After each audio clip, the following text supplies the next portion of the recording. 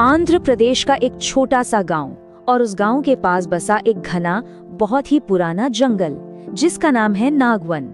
गांव वाले कहते हैं कि ये कोई मामूली जंगल नहीं है, ये जिंदा है।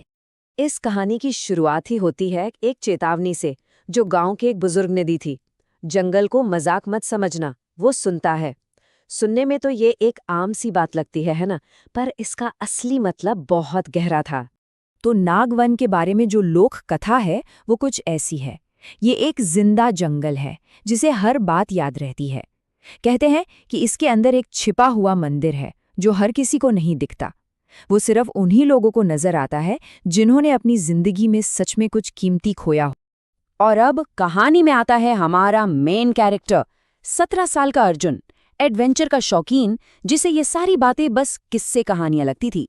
वो इन पे हंस देता था, मानता था कि ये सब गांव वालों का अंधविश्वास है और कुछ नहीं। तो बस अगली ही सुबह हाथ में अपना कैमरा लेकर अर्जुन नागवन के अंदर चला गया। शुरुआत में तो सब कुछ एकदम नॉर्मल था। चिड़ियों की आवाजें, पत्तों से होकर गुजरती हवा की सरसराहट और पेड़ों के बीच से आती सूरज की हल्की हल्की धूप। लेकिन फिर जैसा कि ऐसी कहानियों में अक्सर होता है, अचानक सब कुछ बदल गया। एक पल में ही सब थमसा गया। सब कुछ एकदम खामोश हो गया। और ये कोई मामूली खामोशी नहीं थी, ये एक अजीब अननेचुरल सन्नाटा था। मतलब एक ऐसा सन्नाटा जो कानों को चुभने लगता है। ऐसा लगा जैसे जंगल ने अपनी सांस ही रोक ली हो। ना पंछियों का शोर था, ना हवा की कोई आवाज। माहौल में बस एक बेचैन करने वाला सन्नाटा था। इस गहरे सन्नाटे में अर्जुन को सिर्फ अपने कदमों की आवाज सुनाई दे रही थी। और तभी उसका ध्यान एक अजीब सी चीज पर गया। सारे के सारे पेड़ एक ही दिशा में झुके हुए थे। ऐसा लग रहा था मानो जंगल खुद उसे कोई रास्ता दिखा रहा हो, उसे अपने और भी अंदर बुला रहा हो। उस अजीब से रास्ते पर चलते चलते लगभग 2 घंटे बाद अर्जुन आखिरकार उस जगह पहुंच गया जिसके बारे में उसने सिर्फ सुना था। वक्त की धूल में छिपा एक पुराना खंडहर मंदिर ठीक उसकी आंखों के सामने था। मंदिर के मेन गेट पर कुछ शब्द खुदे हुए थे, सच के बिना वापस मत जाना। अब ये कोई चेतावनी थी या कोई पहेली? अर्जुन की हिम्मत तो और बढ़ गई और उसने अपना कैमरा ऑन किया और अंदर चला गया। और यहीं कहानी में आता है एक शॉकिंग ट्विस्ट। अंदर अर्जुन को पत्थर की एक मूर्ति दिखी जिसकी आंखें चमक रही थीं। लेकिन जब उसने अपने कैमरे की स्क्रीन पर देखा तो वहां मंदिर नहीं था। वहां तो उसका अपना बचपन चल रहा था, उसकी माँ की यादें जो 5 साल पहले एक एक्सीडेंट में गुजर चुकी थी।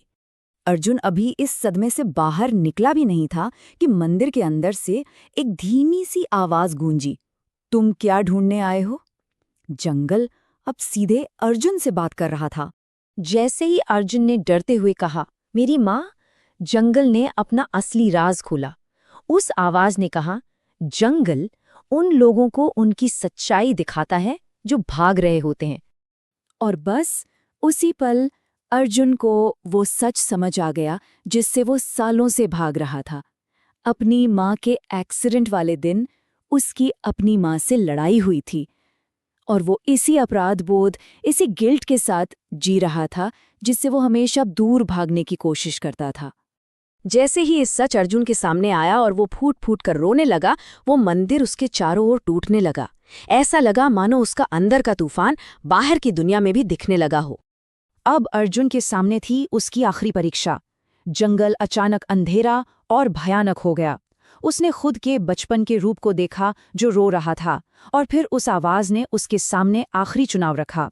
चुनाव बहुत सीधा और साफ था, या तो गिल्ट लेकर जियो या उसे छोड़ दो। उसे या तो अपने अतीत के बोझ के साथ जीना था या फिर उसे यहीं छोड़कर आगे बढ़ना था। उस एक पल में अर्जुन ने अपना फैसला कर लिया।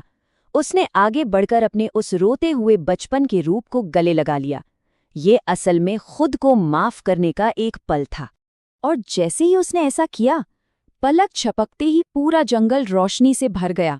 अंधेरा छट गया और वो भयानक माहौल एक अजीब सी शांति में बदल गया। उसका अंदर का सुकून अब बाहर भी नजर आ रहा था।